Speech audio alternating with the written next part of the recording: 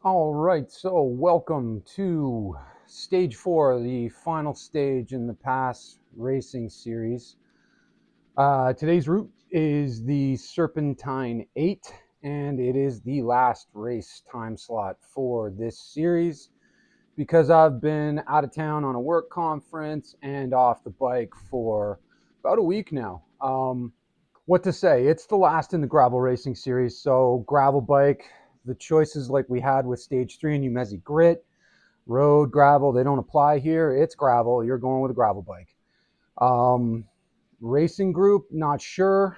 The rider group itself, I mean, uh, you never really know with a Zwift race.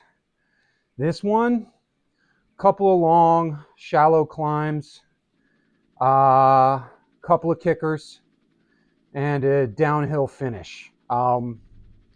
There might be an opportunity to lead out with a long attack at the end in the hopes of just avoiding the sprint and coasting to the finish. Odds are pretty good, though. You're just going to see my typical MO. Keep up, survive, hope for the best, and come what may at the end. Anyway, that's it. Get into the race in about 5 here, and I'll zip through to the start. Alright, so there it is, best laid plans of mice and men, and obviously it's a strategy doomed to change, which you'll see. We come off the line here, fairly typical, quick hot start, but it settles in really fast, and we end up actually dropping half the rider group of 20 right off the hop here at the start line. Petard. Why have I seen him before? And here's the thing about racing on the regular, you start to recognize guys that got the best of you in previous races. In fact, I think he throws down a mad sprint. Yeah, I think that's the same guy. He hit like 11 watts per kilogram on the handful of gravel race, came in second. That was my podium at third. That would be the dude in the yellow jersey, and he's worth watching for this entire video pretty much. Well, that's trouble. That guy can put it down. He can drop a lot bomb, that's for sure. He's one of those guys like me. He'll sit in, dangle in the draft. And that's true for most Cat C riders. The only difference between, him and a guy like me is that he can conserve his energy and throw down a massive amount of power at the end. And he makes up places and launches podiums doing just that much more effectively than a guy like me. So far, nice and easy. And this is the other thing you'll find about Cat C races is that it's very much a mixed bag of riders. We've already lost half of the race group, and the pace is rather easy, even for Cat C. Yet you'll see shortly that that's going to change. It's a longer race than the typical gravel ones that we've seen. About 10K more. So more in line with the typical 20-25K race that Zwift usually puts on in these monthly events. And I suppose that's why it's a somewhat muted start. Not much happens. It's not really a heavy pace. We do have one rider, Boyd, go off the front for a little bit here just to bleed the legs of everybody, but still relatively controlled. I think we'll just keep an eye on Petard and we'll stick with him. And this is exactly where my race strategy changes. I already know who the guy in this race to beat is. It's Petard, and I've probably got no chance of breaking away on him, and even less chance beating him at the line in a sprint. So really, I'm kind of relegated already to hoping for a podium spot and holding his wheel throughout as best as I possibly can. I'll dig here. Keep caught up.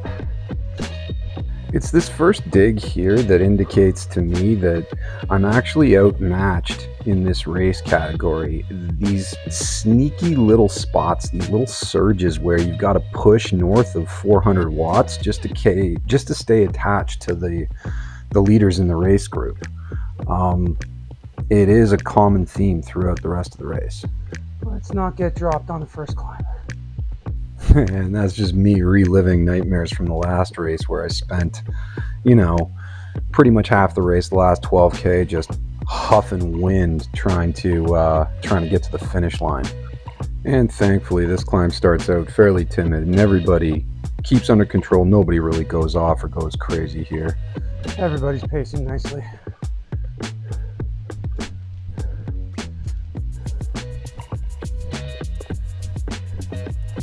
I wonder if anybody hits in the first go round. And again, thankfully nobody does. We stay sub 300 until we hit this last yellow portion where there's an expectant surge north of 300 into 400 a little bit. Again, expected but also manageable. Now my wattage is north of threshold and my heart rate is high, but that's okay. It's supposed to be like that so we can apply pressure and hopefully spit some riders off the back end as we peak the climb. The only thing I do notice as we hit the peak of this climb is that my wattage is starting to trail to like the mid 200s. And I'm about to find out why. Don't do that.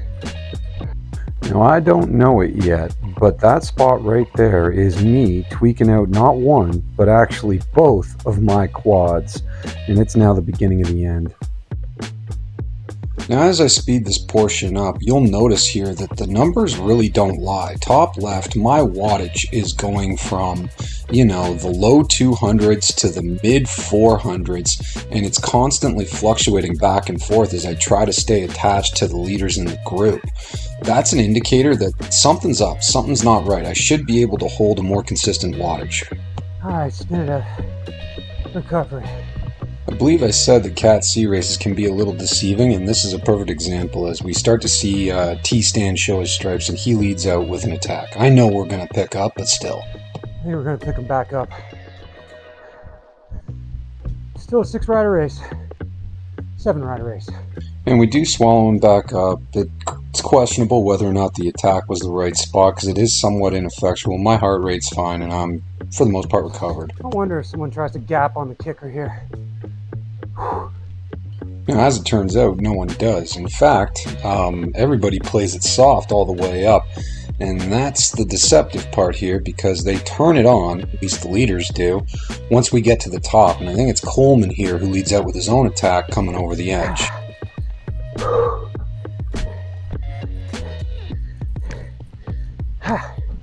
Are they moving?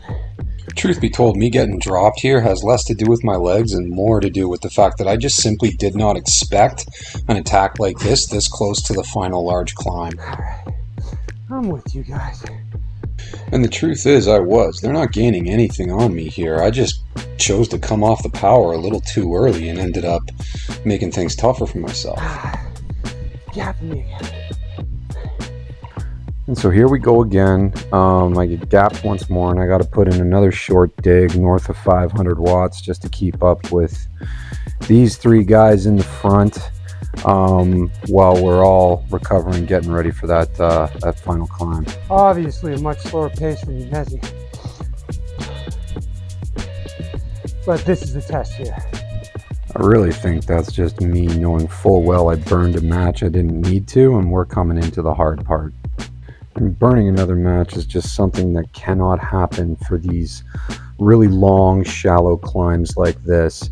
They are my nemesis, and I have a really hard time maintaining the power output I need to withstand the eventual surge that comes inevitably at the top of every one of them. You just keep on going.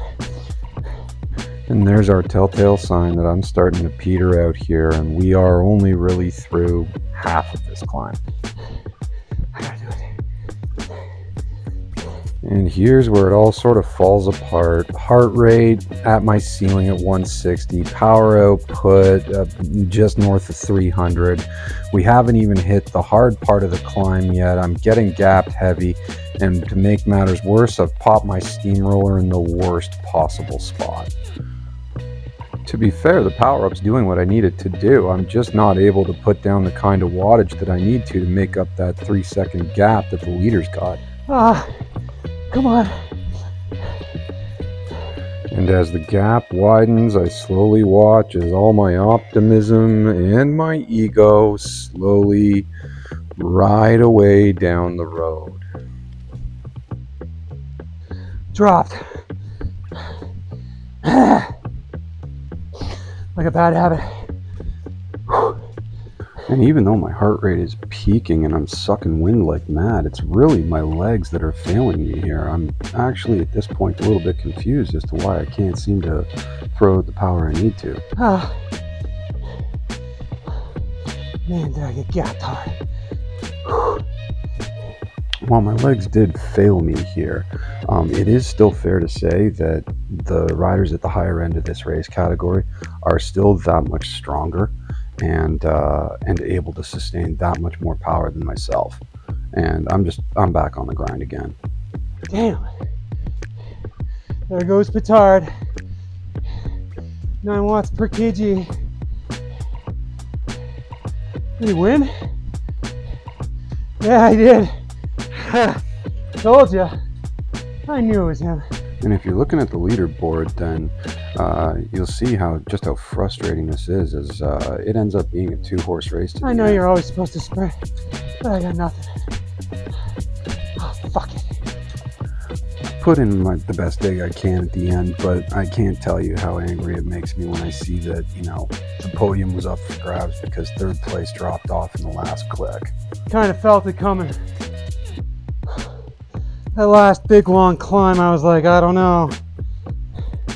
And sure enough, midway through the last portion of yellow, they just surged hard. I couldn't hold it. Those long, shallow climbs kill me. And it's just a really tough pill to swallow when, your legs give out. You've got, 15, 20, 30 seconds of work left to hit the top of that climb, and then you'd be with the lead group, you'd be in contention, and you'd still have an opportunity to battle for that podium spot. Infinitely frustrating, once again. Missed the podium again.